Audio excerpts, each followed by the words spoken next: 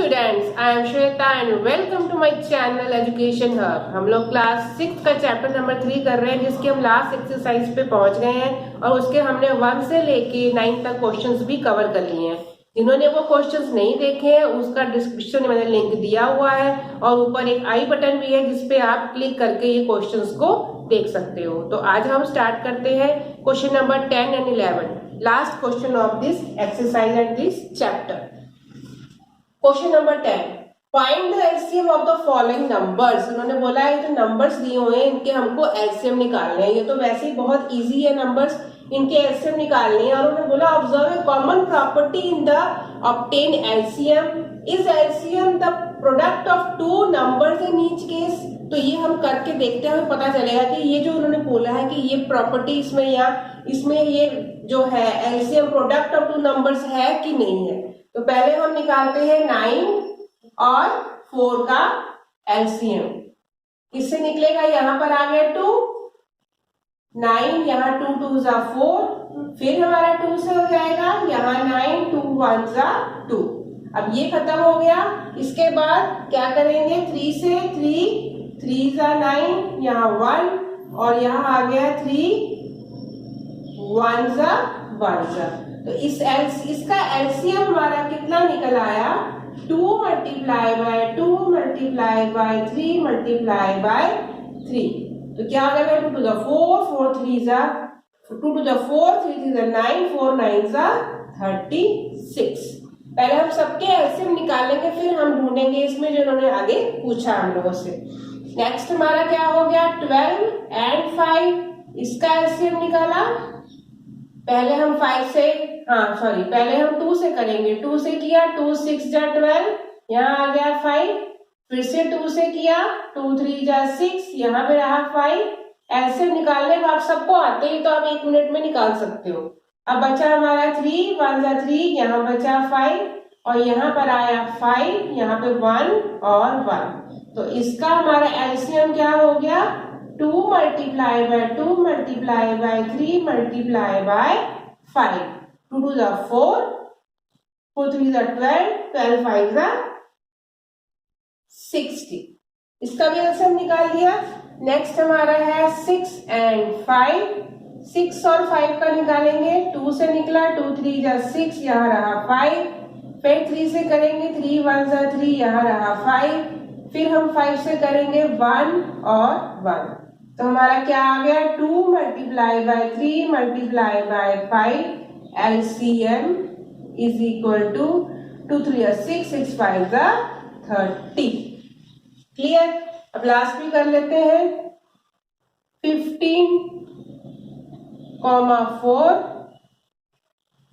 इसको भी 2 से स्टार्ट करेंगे। यहाँ आया 15, 2 2 जा 4, 2 यहाँ 15, 2 1 जा 2, 3 5 जा 15, यहाँ 1 और 5 1 जा 1 जा।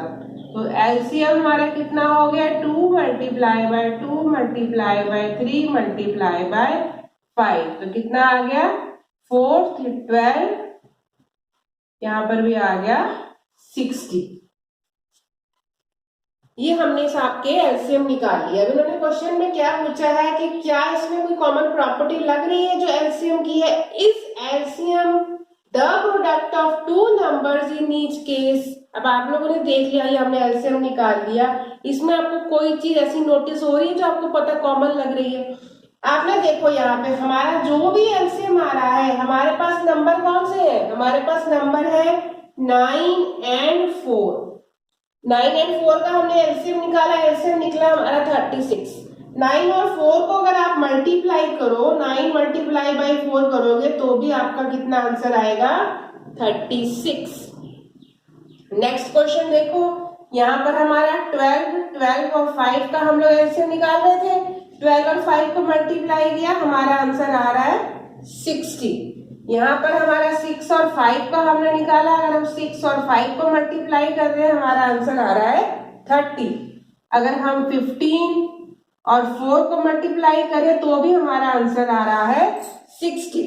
तो इससे आपने क्या नोटिस किया? उन्होंने बोला कि क्या जो एलसीएम है वो प्रोडक्ट है दो नंबर्स का इन ईच केस, कि जिन दो नंबर्स का हम एलसीएम निकाल रहे हैं तो क्या ये जो एलसीएम आ रहा है क्या वो उन्हीं दो नंबर का प्रोडक्ट आ रहा है।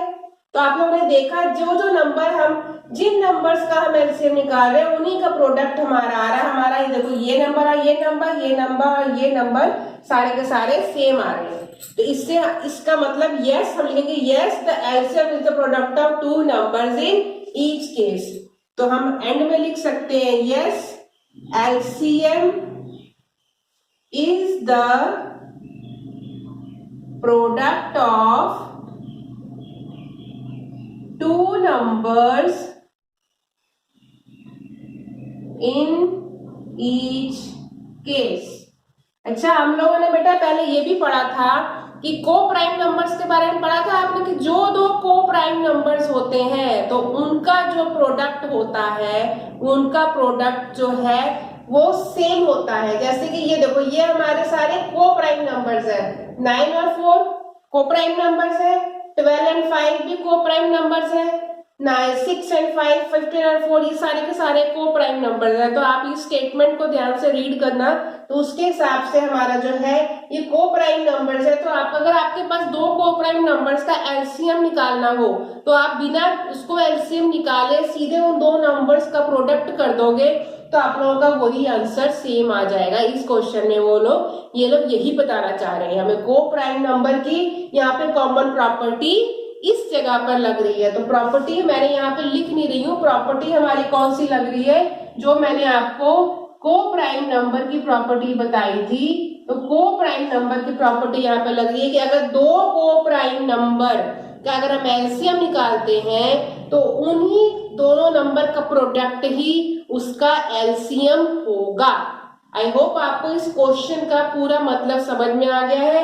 सिंपल हमने एलसीएम निकालने हैं, हमें ये भी याद रखना है कि यहाँ पे को प्राइम नंबर की प्रॉपर्टी लग रही है और इन दोनों नंबर्स का प्रोडक्ट इनके एलसीएम के बराबर है।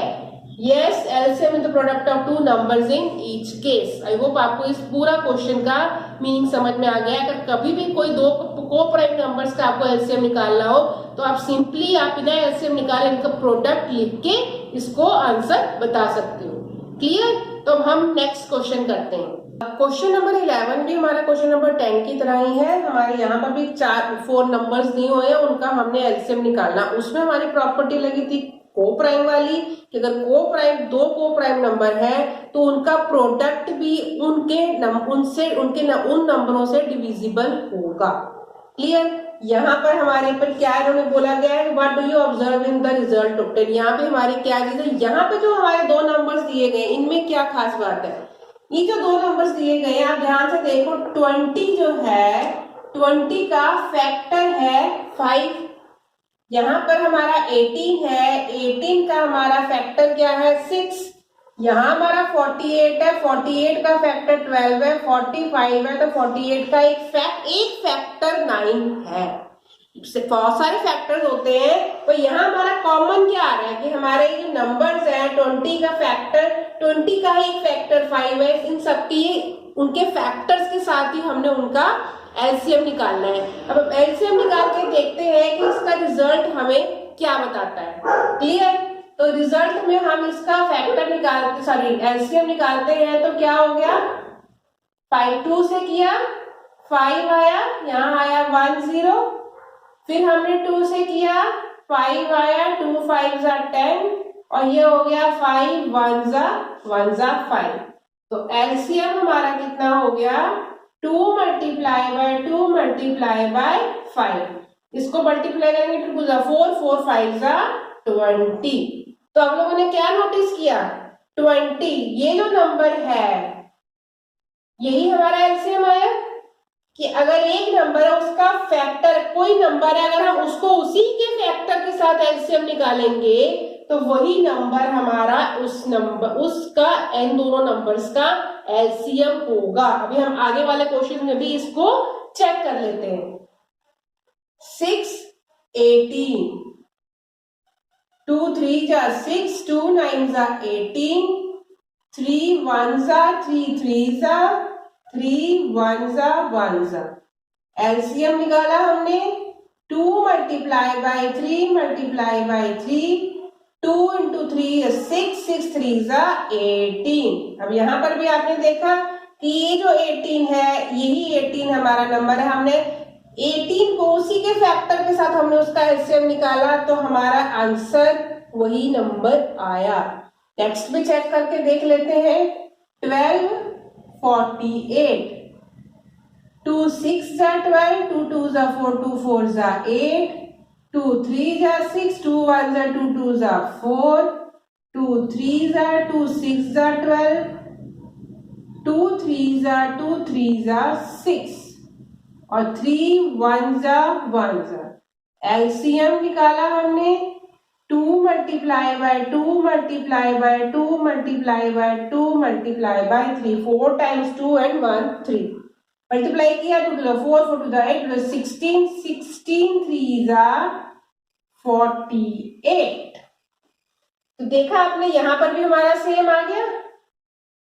नेक्स्ट करके देखते हैं 9 और 45। इसको किया हमने 3 3 9, 3 1 3, 3 5 15, 3 1 3, 3 5 15, 5 1 जा। एलसीएम निकाला हमने कितना हो गया 3 multiply by 3 multiply by 5, ये हो गया 9 into 5 that is equal to 45। ये देखो हमने सारे के सारे एलसीएम निकाल के चेक कर लिए। अगर कोई नंबर और उसके उसी नंबर के फैक्टर का अगर हम एलसीएम निकालते हैं तो वही नंबर इटसेल्फ उसका एलसीएम आता है, यही वो नंबर उसका आंसर आता है। तो लास्ट के जो दो क्वेश्चन थे आपके 3.7 में हमने दो नई चीजें सीखी कि अगर दो को प्राइम नंबर्स का अगर हम एलसीएम निकालते हैं तो जो एलसीएम आएगा वो उन दोनों नंबर्स के प्रोडक्ट के बराबर होगा। और इस क्वेश्चन में हमने सीखा कि अगर कोई नंबर और उस नंबर के फैक्टर के साथ अगर हम एलसीएम निकालते हैं तो वो नंबर इटसेल्फ, जो बड़ा वाला नंबर है वो नंबर इटसेल्फ ही उनका एलसीएम होगा। आई होप आपको ये दोनों कंसेप्ट अच्छे से समझ में आ गए हैं।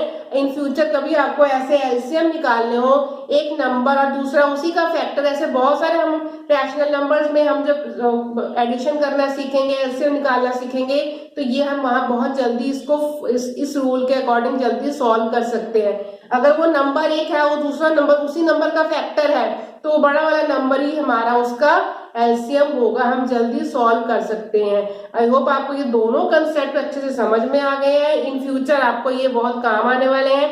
तो आज हमारा ये 3.7 एक्सरसाइज भी खत्म होती है और हमारा ये प्लेइंग विद नंबर्स चैप्टर भी खत्म होता है। आई होप आपको ये पूरा चैप्टर अच्छे समझ में आ गया होगा। किसी को कोई डाउट है तो मुझसे कमेंट करके पूछ सकता है। और अगर आप मेरी वीडियो को देख रहे हो तो उसे पसंद कर रहे हो तो लाइक जरूर करो, शेयर जरूर करो और मेरे चैनल को भी सब्सक्राइब जरूर करना। तो अब नई वीडियो में नए चैप्टर नंबर 4 के साथ मिलेंगे। तो तब तक के लिए बाय।